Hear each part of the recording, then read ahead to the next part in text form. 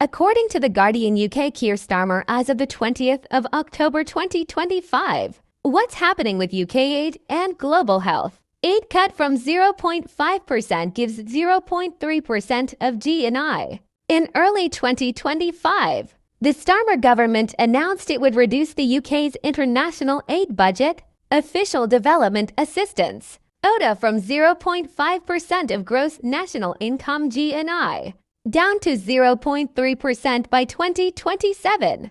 This amounts in practice to a cut of about £6 billion annually in future years, compared with maintaining 0.5%. Already, some cuts have been signaled. For example, the government is reportedly considering cutting the UK's contribution to the Global Fund to fight AIDS, tuberculosis, and malaria by approximately 20% from £1 billion to £800 million for the 2027 to 29 replenishment period. The UK is co-chairing or playing a leading role in the upcoming Global Fund Replenishment Summit, putting extra pressure on its commitment. Why health and global disease funds are especially impacted. Global health programs, especially those targeting HIV/AIDS, tuberculosis, TB, malaria, immunization, maternal health, are heavily reliant on multilateral funding such as the Global Fund and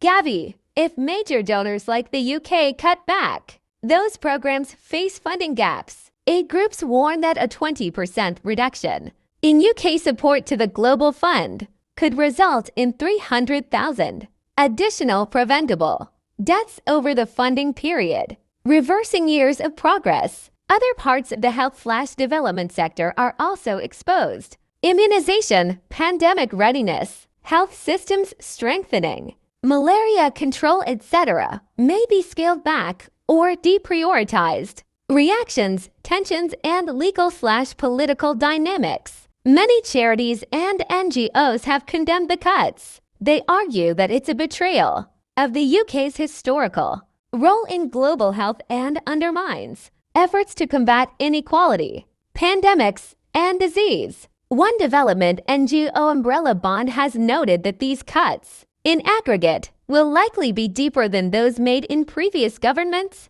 and that the UK might reduce its bilateral aid by over 50% relative to pre-cuts levels. There's also a legal angle. Some NGOs looked into challenging the cut in court, arguing that the UK is breaching statutory commitments to spend a minimum level of aid, but the government relies on an ouster clause in the International Development Act to shield itself from judicial review. The government's defense is partly that the cut is temporary and intended to be reversed when fiscal and economic conditions allow. But critics are skeptical about the credibility of that claim. Implications for the UK's global standing and soft power. The UK has long claimed a leadership role in global health and development. Cuts of this magnitude risk eroding that positioning, particularly among low and middle-income countries, LMICs, and multilateral institutions. Other major donors, for example Germany, France, still make large commitments. Some may use UK retrenchment as an opportunity to play a more prominent role in global health.